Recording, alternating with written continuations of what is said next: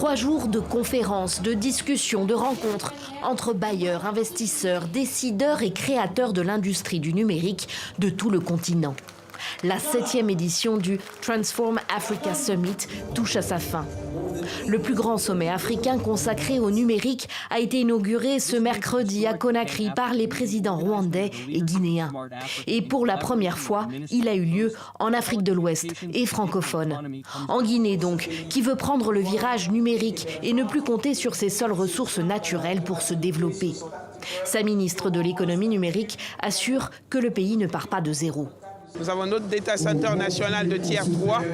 Nous maîtrisons aujourd'hui notre environnement, notre nom de domaine qui est revenu dans la gestion. C'est notre identité numérique. Nous interconnectons nos universités. 17 universités sont connectées aujourd'hui. Et nous allons plus loin. Nous digitalisons notre administration publique. Du concret donc, et des jeunes Guinéens qui veulent avoir les moyens de jouer un rôle dans cette transformation.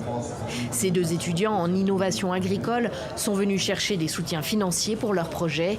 Agribot, un robot qui, grâce à l'intelligence artificielle, pourrait seconder les agriculteurs dans leurs tâches. Il permet de scanner les plantes et voir l'état de santé des plantes, si les plantes sont en bonne santé ou pas.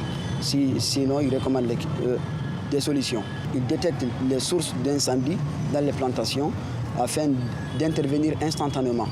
Et 4e, il peut étudier les sols afin de recommander les types de cultures adaptés à ces différents types de sols. Des ambitions qui se heurtent cependant à des réalités de terrain très prosaïques. La qualité du réseau Internet, par exemple. La Guinée n'est toujours reliée qu'à un câble sous-marin dont elle dépend essentiellement pour les services à haut débit. Nous souhaitons ficeler, alors conclure des accords pendant ce sommet pour que la Guinée puisse avoir son 2e câble sous-marin. Un dossier qui a, selon la ministre guinéenne de l'économie numérique, bien avancé durant le sommet. Elle assure ce vendredi soir qu'un financement a été trouvé pour relier la Guinée à un second câble d'ici fin 2027.